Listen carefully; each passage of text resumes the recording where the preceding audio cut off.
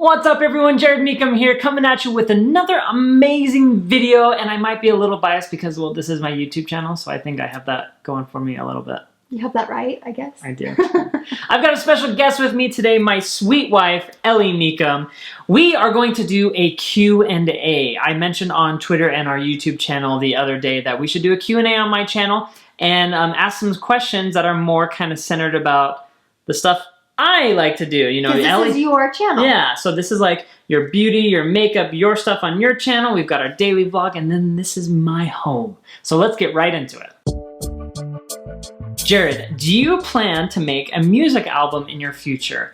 Right now, I don't have any plans to make a music album, but my dad and I are actually working on something musically related that is childhood related, that is music friendly. We're doing a lot of stuff together, and I'm really excited about that, and you guys will see soon. We've had this question quite a bit actually, so I'm excited for you to answer it. Yes. When will you guys do a full house tour?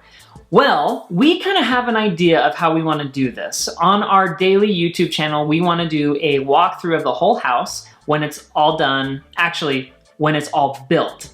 Before everything, before everything's all situated and everything ready to go.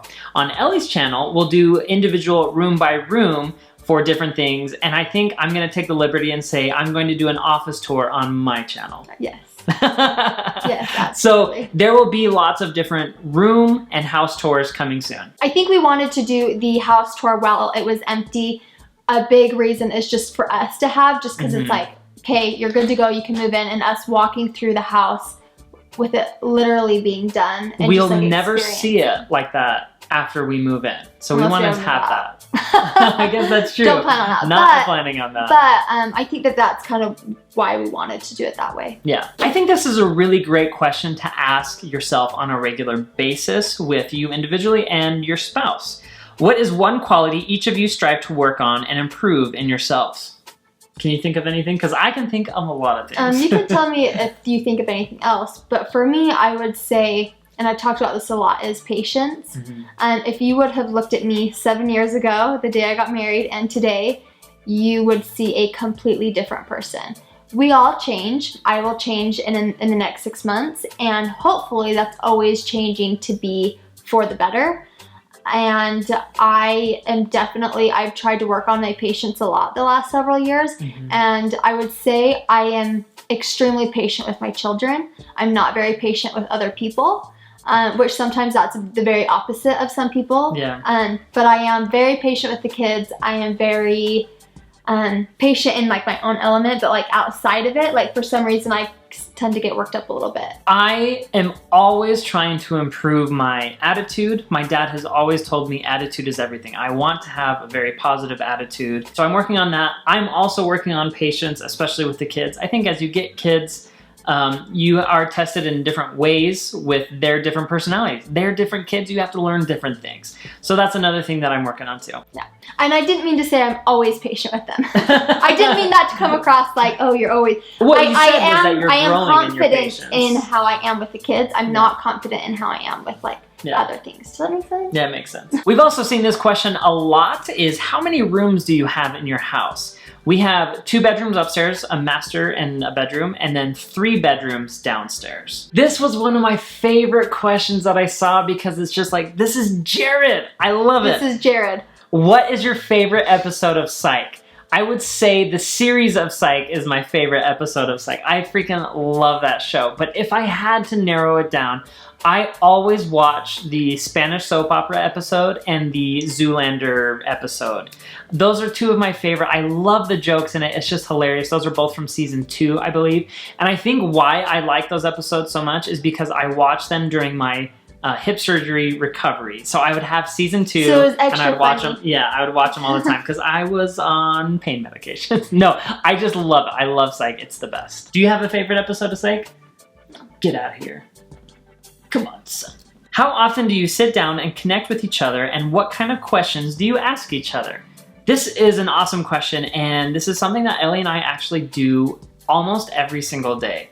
When we put the kids down for bed, we sit down and we talk to each other and connect with each other, and then especially on date night, I think that's like when we get really deep and ask like really big life questions, and we go into that.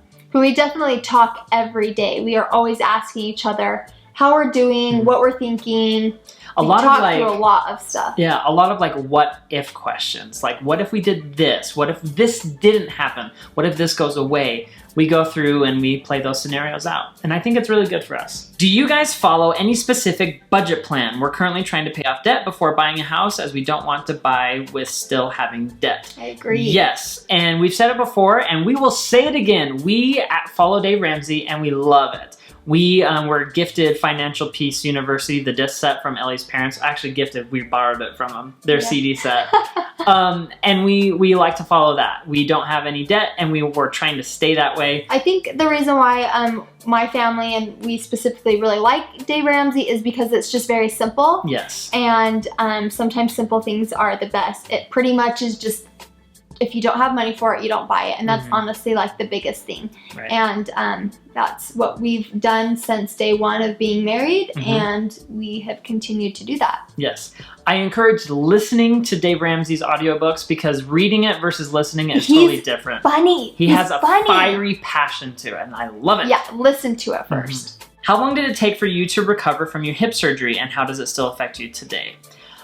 Total recovery, I think, is about 6 months, but going from laying down to walking, I think was 6 weeks or 3 months, something like that. What do you remember? I want to say it was more like in the month range, like months range. Yeah, I think 3 months. Because you were home all summer. I was at grandma's house all summer. And then you went back and then sent me a video of you walking. Yeah, oh my gosh, I remember that. I used my Palm Trio 350 and I filmed me walking for the first time to Ellie and I sent that to you. That was funny. I hope we still can find that. Yeah, that was crazy. How it still affects me to this day, it's funny because it impacts me in different ways. Sitting cross-legged hurts my hip like the dickens. It just hurts really bad. But I can run for short periods of time. I can sprint a little bit. I can play basketball. So it's like the different positions of my hip has a different effect. If it's like frog-legged, that's where it's going to hurt the most. He doesn't like to sit on the floor. Like if we're watching a movie, that hurts his hips. Stuff like that. But I can do a lot of physical things. It's mostly just the position that my hip is in where it can hurt. If you could go back in time to a specific day, what would that be? And what did you do on that day that makes it special? Maybe our honeymoon?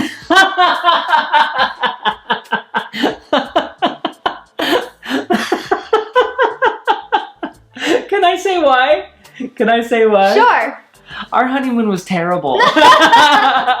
It was so bad. So I would go back. We always laugh at that. We always say we had the worst honeymoon out of anyone. I'm sure that a lot of people have had that too. Oh my gosh. Yeah, I would go back and our marriage day was wonderful. Oh yeah, our wedding day was awesome. It was our honeymoon. Our honeymoon was fun though. Like we went out to eat and we talked and we don't have to go into more details. Well, that's all I have to say. Yeah. Anyway, next question. You and Ellie seem to have such a wonderful marriage. What do you and Ellie do to keep your marriage so youthful and fresh? What is some important advice that you can give younger generation by getting ready to take the leap into marriage? Ellie and I have been married for 7 years. We're no way experts, but we've kind of found what works for us. And my brother-in-law, Gary, told me from the very beginning, he said, selflessness. Being selfless is the key to a happy marriage. If I'm worried about Ellie and she's worried about me, that's gonna be good for both of you guys. Also, like going on dates. Communication is so huge. Some of the biggest arguments that you go through as a couple are some of the smallest things. Stop picking your nose, Ellie! It's just a little thing. That's quite true. But it's the little things that get to us. So communication is such a huge part. Telling each other how you feel. And then service, and that's something that I need to work on, going back to another question, is service. I need to serve Ellie better, and she does a great job at serving me. Not like serve, being a servant, but doing service for each other. I also think it's important to know that we fight. There are arguments. We do argue, yes. There are things that come up that you have to solve, and I think the biggest key for me is we resolve issues right then and there. And that's kind of how I have taken parenting is with the kids. If they're throwing fits or whatever, I try and solve that right then and there. And that is what has worked for us, and that is what has made our house run smoothly. Yeah. Is we don't wait till bedtime, we don't wait till the morning. We stop what we're doing, we make time, and we figure it out. And then guess what? Right after, we all feel relieved, we're all happy, and we just move on. Like, just solve it right then and there, and that's what I have loved most. Do you and Ellie play video games together? And if you do, what is your favorite one to play? We honestly haven't played a lot of video games together. I think because when the kids go to bed, we're working. Well, we're exhausted and we're working on other things with the house and with our YouTube channels. But if we would pick ones, it's usually like Mario Kart. I love Mario. Like that'll always be my favorite. Yeah. Or Just Dance. That's one that we like to play. And we like to stream that one every once in a while. I like Mario the best. Yeah. How do you guys teach Jackson to be a good big brother to Calvin?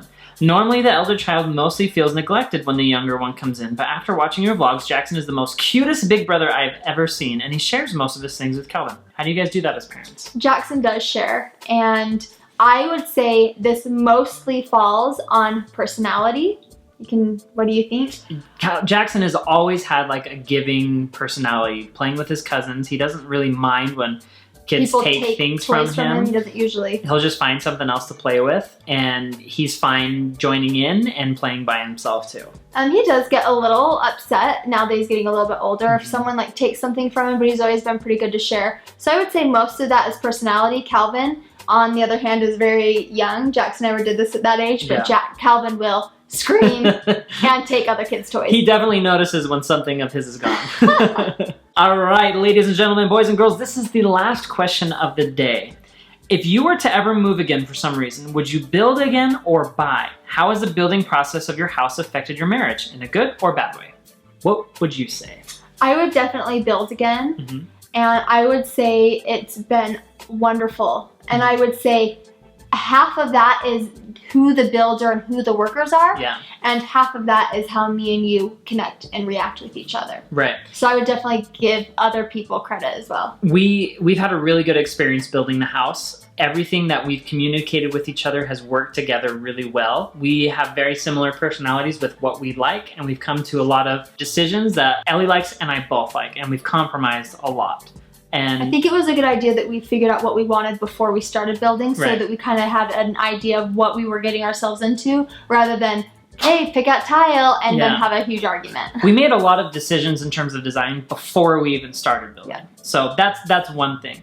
I definitely think it's been a good marriage building for us. I don't think it's loved it. Yeah, we've definitely become closer. However, if we were to ever move again, I wouldn't mind buying a house. The reason being, it's not that I didn't enjoy building a house. I've loved building a house. Watching it go from the ground up has been so amazing. But sometimes I don't like to wait. So I think buying a house would just be that much faster and then moving. That's really the only reason though. I would go either way, but if I'm like really old, like 60, 70, 80 years old and I have to move, I'm probably gonna buy a house. Maybe even like younger, like 50. Maybe, yeah. I'm probably gonna buy a house instead of building a house just so I don't have to wait. Well guys, that is our Q&A. Thank you so much for tuning in. If you guys are new to this channel, be sure to hit the subscribe button. If you learned something, put it in the comments down below. And if you have any other questions, we can respond to some in the comments down below. Thank you to my sweet dear wife for joining me on today's video. You were also in the iPhone video, which I thought was so funny. We had a good time filming that. So thanks for watching guys, and we'll see you next time. Bye.